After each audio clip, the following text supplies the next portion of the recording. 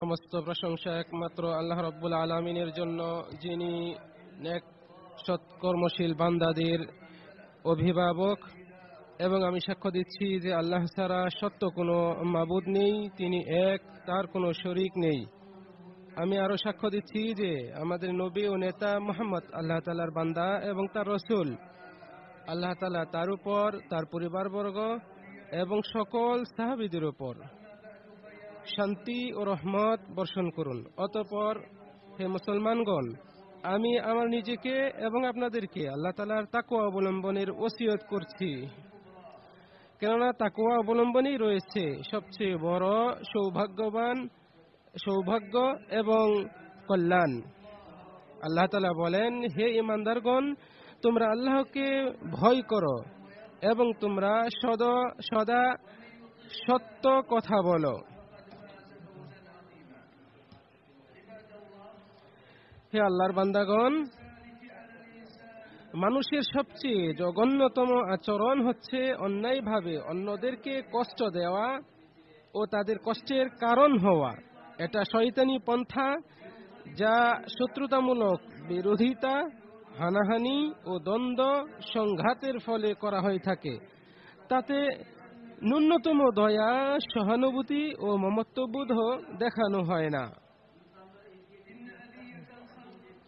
এভাবে মানুষকে কষ্ট দেয়া নিন্দনীয় কাজ। এতে বিভিন্ন অপরাধ ও ধ্বংসাত্মক আচরণ প্রকাশ পায়। কাউকে কথা বা কাজের মাধ্যমে কষ্ট দেওয়ার লক্ষ্যে নিজের নফসের লাগাম ছেড়ে দেয়া মূলত দুর্বল ঈমান ও প্রবৃত্তির অনুসারী ব্যক্তি করে থাকে, যাকে অন্যায় এবং নফসে আম্মারা তথা খারাপ ও বেহাপনার প্রতি আহ্বানকারী আত্মা পরিচালনা করে।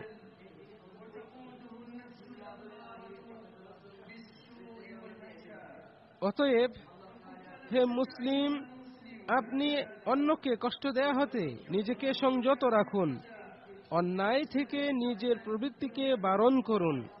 তবেই দুনিয়া ও আখিরাতে নিরাপত্তা ও সাফল্য লাভ করবেন। আল্লাহ তাআলা বলেন, আর যারা মুমিন পুরুষ ও মুমিন নারীদেরকে কষ্ট দেয় যা তারা করেনি তার জন্য, নিশ্চয়ই তারা অপবাদ ও স্পষ্ট পাপের বোঝা বহন করল। তিনি আরো বলেন, আর যে ব্যক্তি কোনো দোষ বা পাপ করল অতঃপর তা কোনো নির্দোষ ব্যক্তির প্রতি আরোপ করল, সে তো মিথ্যা অপবাদ ও স্পষ্ট পাপের বোঝা বহন করল। আর রাসূল সাল্লাল্লাহু আলাইহি সাল্লাম তার রবের কিতাব ও তার বাণী ব্যাখ্যা করেছেন। তিনি উক্ত আয়াতটিরও সুস্পষ্টভাবে ব্যাখ্যা করে গেছেন, যা নিরবচ্ছিন্নভাবে বহু বর্ণনার মাধ্যমে সুস্পষ্ট যে তিনি অন্যদেরকে কষ্ট দেয়া, তাদের প্রতি জুলুম করা এবং তাদের ক্ষতি সাধন ও আক্রমণ করার বিরুদ্ধে কঠোর হুঁশিয়ারি দিয়েছেন এবং বারণ করেছেন। তিনি বলেছেন, একজন মুসলিম অপর মুসলিমের ভাই স্বরূপ, অতএব সে তার প্রতি অবিচার করবে না, তাকে হেয়জ্ঞান করবে না এবং তাকে অপদস্থও করবে না। সহিহ মুসলিম শরীফে রয়েছে হাদিসটি। সহিহ মুসলিমে মর্মেও বর্ণনা এসেছে যে রাসূল সাল্লাল্লাহু আলাইহি ওয়াসাল্লাম পথে রাস্তায় বসতে নিষেধ করেছেন, তবে যদি কেউ বসতে চায় তাকে অবশ্যই জনদুর্ভোগ এড়িয়ে বসতে হবে। হে মুসলিম, আপনি সৎ কাজ ও নেক আমলের প্রতি যত্নশীল হন, আপনার দিনকে হেফাজত করুন এবং অন্যকে কষ্ট দেয়া হতে বিরত থাকুন। আপনি তেমনটি হওয়ার চেষ্টা করুন যেমনটি ফুজাইল বিন ইয়াজ রাহিমাহুল্লাহ বলেছেন, আপনার জন্য কুকুর বা শুকুরকে অন্যায়ভাবে কষ্ট দেয়া বৈধ নয়। তাহলে ভেবে দেখুন সৃষ্টির সেরা মানুষের প্রতি আপনার আচরণ কেমন হওয়া উচিত। রাসূল সাল্লাল্লাহু আলাইহি সাল্লাম মুসলিমদেরকে কষ্ট দিতে কঠোরভাবে নিষেধ করেছেন। তিনি বলেছেন, ওহে যারা মুখে ইসলাম কবুল করেছ কিন্তু অন্তরে এখনো ঈমান মজবুত হয়নি, তোমরা মুসলমানদেরকে কষ্ট দিবে না, তাদেরকে লজ্জা দিবে না এবং তাদের গোপন দোষ অনুসন্ধানে লিপ্ত হবে না।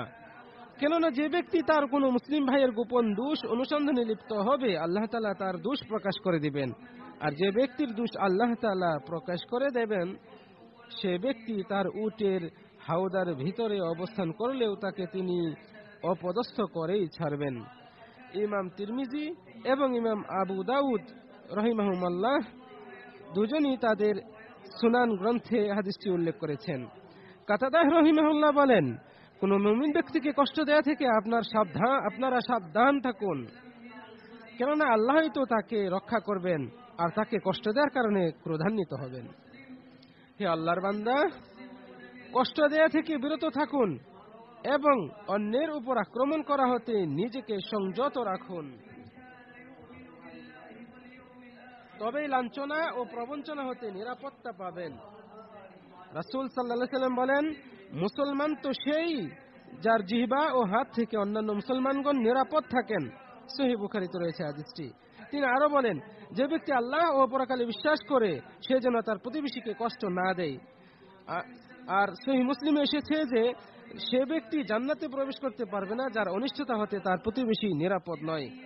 মুসলিম ভাই সকল, বর্তমান বিশ্বে যোগাযোগের অন্যতম উপায় হচ্ছে সামাজিক যোগাযোগ মাধ্যমসমূহ, যেগুলো অনেকেই ব্যবহার করেন মুসলিমদের কষ্ট দিতে, তাদের শাসকবর্গ, আলেম উলামা, এমনকি ব্যক্তি ও পরিবারের সম্মানহানি করতে। অথচ তাদের জানা থাকা দরকার যে তাদের প্রত্যেক বাজে কথা ও কমেন্টস এবং অপপ্রচার ও গুজব সমূহের বিষয়ে আল্লাহ তাআলা সতর্ক দৃষ্টি রাখছেন এবং ভালো মন্দ সব কর্মই তাদের আমলনামায় হিসাব রাখা হচ্ছে, আর সে অনুযায়ী তিনি সকলকে প্রতিদান ও শাস্তি দিবেন। অতএব মহান প্রভুর সাথে নিঃস্ব অবস্থায় সাক্ষাৎ করা থেকে তারা যেন সতর্ক হয়, আল্লাহর কাছে ক্ষমা ও নিরাপত্তা কামনা করছি। মুসলমানদের কষ্ট দেয়া হারাম, এই বিষয়টি শুধু ব্যক্তিকে কষ্ট দেওয়ার সাথে সীমাবদ্ধ নয়, বরং সাধারণ জনগণ ও জনকল্যাণমূলক যেমন সরকারি সম্পত্তি ইত্যাদি বিষয়ের সাথেও তা সম্পৃক্ত। এক্ষেত্রে ইসলামের একটি মূলনীতি হচ্ছে, যা স্বয়ং রাসূল সাল্লাল্লাহু আলাইহি ওয়াসাল্লাম বলেছেন, কেউ অন্যের ক্ষতি করবে না এবং কেউ নিজের ক্ষতির সমর্থনও করবে না। মুওয়াত্তা মালিকে রয়েছে হাদিসটি। তিনি আরো বলেন, তোমরা দুটি লানতকারী কাজ থেকে দূরে থাকো, তা হচ্ছে মানুষের যাতায়াতের রাস্তা এবং তাদের বিশ্রাম গ্রহণের ছায়ায় পেশাব পায়খানা করা। সহিহ মুসলিমে রয়েছে হাদিসটি। ইমাম তাবরানী হাসান সূত্রে বর্ণনা করেছেন যে রাসূল সাল্লাল্লাহু আলাইহি ওয়াসাল্লাম বলেছেন, যে ব্যক্তি মুসলমানদেরকে তাদের চলাচলের রাস্তায় কষ্ট দেয় তার উপর তাদের লানত আবশ্যক হয়ে যায়।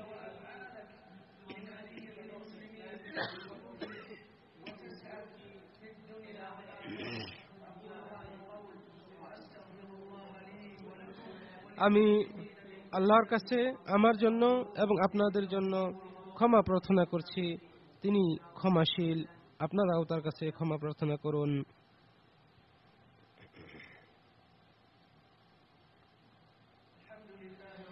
সমস্ত প্রশংসা একমাত্র আল্লাহর জন্য, যিনি বিশ্বপ্রভু, এবং আমি সাক্ষ্য দিচ্ছি যে আল্লাহ ছাড়া সত্য কোনো মাবুদ নেই।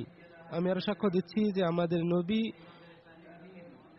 আল্লাহর বান্দা এবং তার বিশ্বস্ত রাসূল। আল্লাহ তাআলা তার উপর, তার পরিবারবর্গ এবং সকল সাহাবীদের উপর শান্তি ও রহমত বর্ষণ করুন।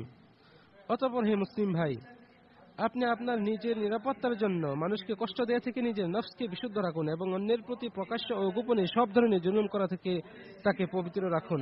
আর জেনে রাখুন যে নাজাতের অন্যতম উপায় ও জান্নাতীদের একটি গুণ হলো যাবতীয় শিরিক, বিদআত, হিংসা, বিদ্বেষ, খেয়ানত, অশ্লীলতা ও মানুষের প্রতি জুলুম করা হতে সে অন্তরকে মুক্ত রাখা। আল্লাহ তাআলা তার বান্দা ও বন্ধু ইব্রাহিম আলাইহিস সালামের দোয়া উল্লেখ করে বলেন, আর আমাকে লাঞ্ছিত করবেন না পুনরুত্থান দিবসে, যেদিন ধন সম্পদ ও সন্তানাদি কোনো কাজে আসবে না। সেদিন উপকৃত হবে শুধু সে যে আল্লাহর কাছে আসবে বিশুদ্ধ অন্তর নিয়ে। তিনি আরো বলেন, আর আমরা তাদের অন্তর হতে বিদ্বেষ দূর করব, তারা ভাইয়ের মতো পরস্পর মুখোমুখি হয়ে আসনে অবস্থান গ্রহণ করবে। অতএব হে মুসলমান বৃন্দ, আপনারাও এমন জান্নাতি মানুষের মতো গুণে গুণান্বিত হন। মুসলিমদের প্রতি হিংসা, বিদ্বেষ ও ঐচ্ছিক কষ্ট প্রদান করা হতে অন্তরকে পরিষ্কার রাখার গুরুত্ব ও ফজিলত সম্পর্কে বহু বিশুদ্ধ হাদিস রয়েছে। রাসূল সাল্লাল্লাহু আলাইহি সাল্লামের অসংখ্য সুন্নত এ মর্মে প্রমাণিত রয়েছে। তার মধ্যে অন্যতম হচ্ছে জনৈক আনসারী ব্যক্তির ঘটনা, যার জন্য রাসূল সাল্লাল্লাহু আলাইহি সাল্লাম জান্নাতের সাক্ষ্য দিয়েছেন। তার সম্পর্কে জানার জন্য আব্দুল্লাহ বিন আমর বিন আস রাদিয়াল্লাহু আনহু তার সাথে 3টি রাত্রি যাপন করলেন। তার সৎ আমলের মধ্যে এটা দেখতে পেলেন না যে তিনি রাতে জেগে তাহাজ্জুদ পড়ছেন, তবে তিনি বিছানায় এদিক সেদিক নাড়াচাড়া করলেই আল্লাহর নাম নিতেন এবং তাকবীর দিতেন। এভাবে ফজর হলে নামাজের জন্য উঠে যেতেন। তারপর রাসূল সাল্লাল্লাহু আলাইহি সাল্লাম তার সম্পর্কে যা বলেছেন তা আব্দুল্লাহ বিন আমর রাদিয়াল্লাহু আনহু তাকে বললে তিনি বললেন, আপনি যেমনটি দেখেছেন আমি তো এমনই আমল করি, তবে কোনো মুসলিমের উপর আমি কোনো রকমের দাবি রাখি না, এবং আল্লাহ যাকে কোনো কল্যাণ দিয়েছেন, নিয়ামত দিয়েছেন, এমন ব্যক্তির সাথে আমি কোনো বিদ্বেষ পোষণ করি না। তখন আব্দুল্লাহ বিন আমর বিন আস রাদিয়াল্লাহু আনহু বললেন, তোমার এই অভ্যাসই তোমাকে এই সম্মানে পৌঁছেছে, আর এটাতেই আমরা অক্ষম। হে মুসলমানগণ, আপনি আপনার নফসকে, আপনারা আপনাদের অন্তরকে সংযত রাখুন, সংবরণ করে রাখুন অন্যের উপর যে কোনো ধরনের অন্যায়, অবিচার, জুলুম করা হতে। কেননা আল্লাহ তাআলা এগুলো সবকিছুই নিরীক্ষণ করছেন এবং প্রত্যেকের আমল নামায় তা লিপিবদ্ধ করে রাখার ব্যবস্থাও করে রেখেছেন। অতঃপর জেনে রাখুন যে আল্লাহ তাআলা আমাদেরকে একটি বিশাল গুরুত্বপূর্ণ আমলের প্রতি, কর্তব্যের প্রতি নির্দেশ দিয়েছেন, আর সেটি হচ্ছে তার নবী মুহাম্মদ সাল্লাল্লাহু আলাইহি সাল্লামের উপর দরুদ পাঠ এবং তাকে সালাম জানানোর। হে আল্লাহ, আপনি আমাদের নবী ও নেতা মুহাম্মদ এর উপর শান্তি ও রহমত বর্ষণ করুন। হে আল্লাহ, আপনি সকল মুসলমানদেরকে ক্ষমা করে দিন, যারা জীবিত রয়েছেন এবং যারা মৃত্যুবরণ করেছেন। আপনি সকলের গুনাহগুলোকে ক্ষমা করে দিন। হে আল্লাহ, আপনি আমাদের অন্তরকে যাবতীয় হিংসা, বিদ্বেষ এবং অন্যের প্রতি দুশমনী থেকে হেফাজত করুন। হে আল্লাহ, আপনি মুসলমানদেরকে পৃথিবীর সব প্রান্তেই আপনি পূর্ণভাবে তাদেরকে হেফাজত করুন, তাদেরকে সম্মানিত করুন, শক্তিশালী করুন।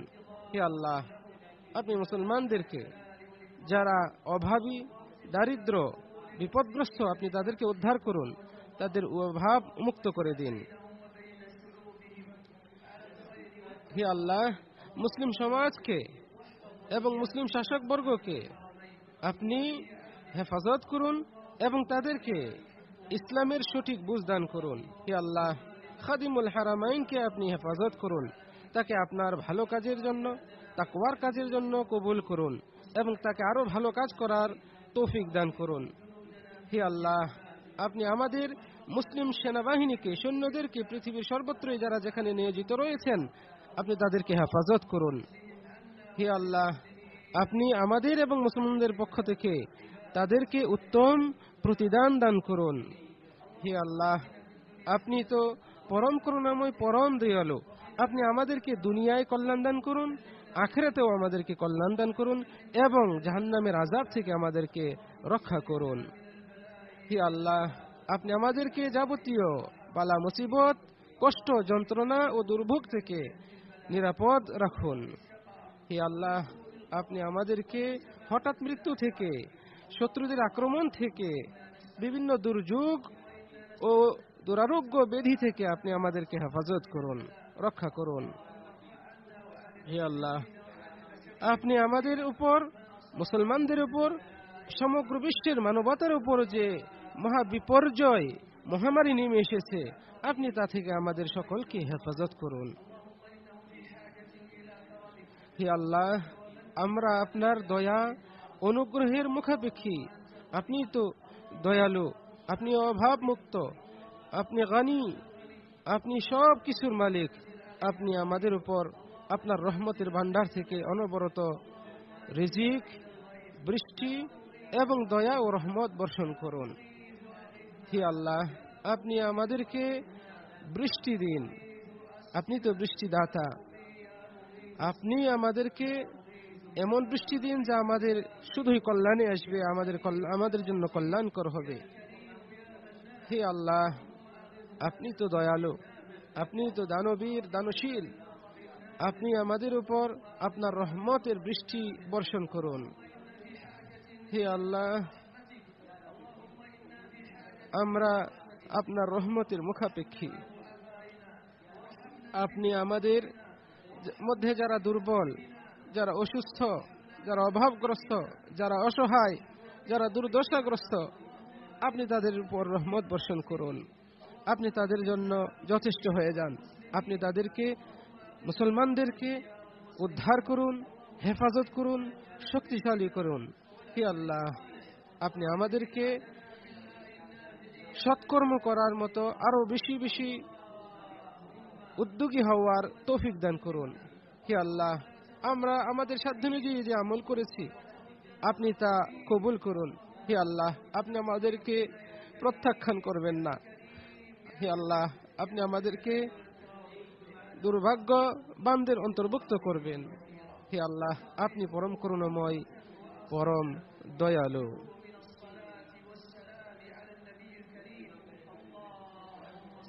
হে আল্লাহ, আপনি আমাদের নবী ও নেতা, আপনার বান্দা রাসূল মুহাম্মদ সাল্লাল্লাহু আলাইহি ওয়াসাল্লামের উপর শান্তি ও রহমত বর্ষণ করুন।